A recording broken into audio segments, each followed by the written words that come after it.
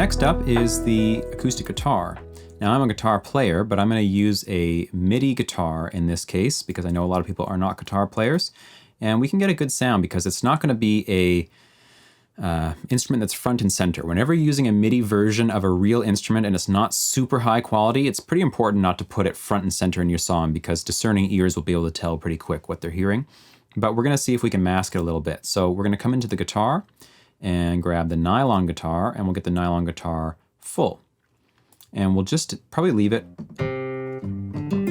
as is, except we're going to turn off the delay and the reverb, make sure there's no other effects applied and anything else that we need to care about, which all looks pretty good. And we're just going to apply the same reverb to it as the other ones. You can see we're taking a really simple approach with the reverb here. We're just getting one good reverb sound, we're applying it to a bunch of instruments, a different reverb for the snare, and we're basically done here just to create an atmosphere.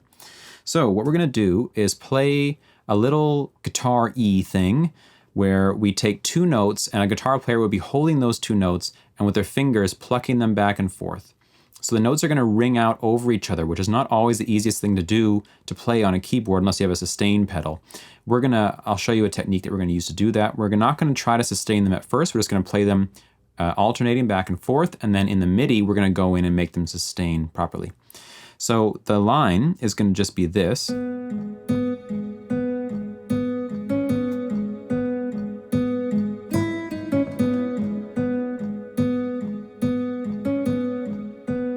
Something similar to that. So I'm just thinking about over an E chord. That's the 5 and the 3 up here. This is just a passing tone. It's the 6th of the chord, but whatever. Then when we're coming down to the A, we have the same two notes in the top, but they become extensions of this chord now. So it's now the 9th and the 7th of A. And then we do this little run. So I'm doing a grace note, meaning like approximating a slide up on a guitar or a hammer-on a guitar, going from the D sharp up to the E, and then walking down D sharp, C sharp, and we're going to land back on B at the start of the loop.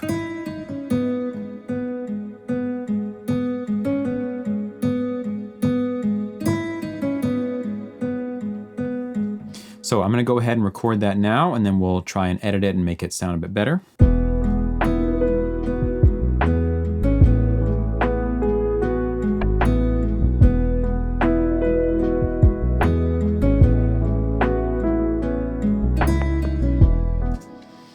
So I opted to go for the ending every second time. I thought that was a bit better.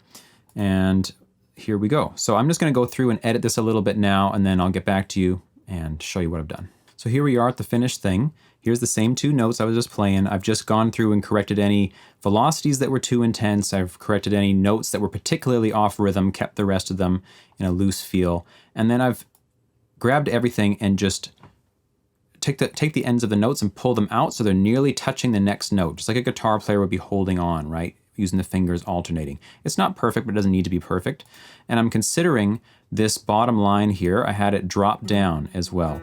So these ones actually should be ringing out too. So that was just for a little bit of added interest. I thought, instead of like on the end where we go up here, we should come down the first time. So the lower line moves the first time and the upper line moves the second time. That's sort of the idea.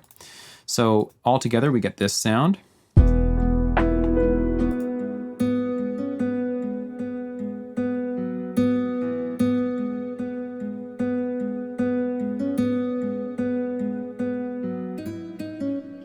So I've kept some imperfections in there, of course, both because it's lo-fi and because it helps to give this MIDI instrument a more realistic flavor. When you hear it hyper perfect and robotic and it's a MIDI instrument, you're doubling the damage there.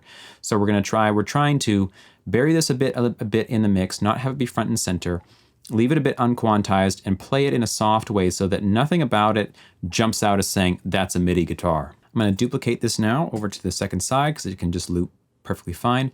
We've got pretty much everything going on. The only things we're missing now are the lead synth that comes in during the middle and also some noise that we're going to create in a minute, kind of like vinyl analog sort of noise.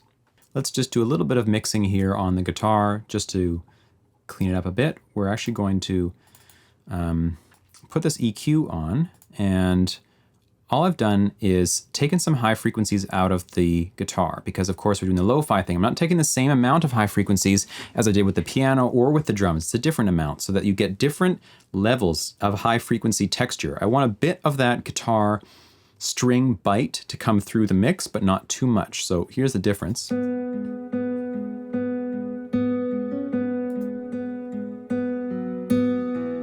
Here it is totally clean now. There's little clicks at the start. Might be a little bit too much compared to the rest of the elements, so I remove that little bit of it.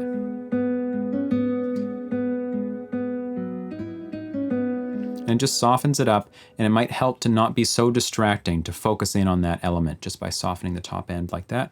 We're also gonna pan it pretty far over, maybe like 80, 85, something like that. The volume already I think sounds good to me.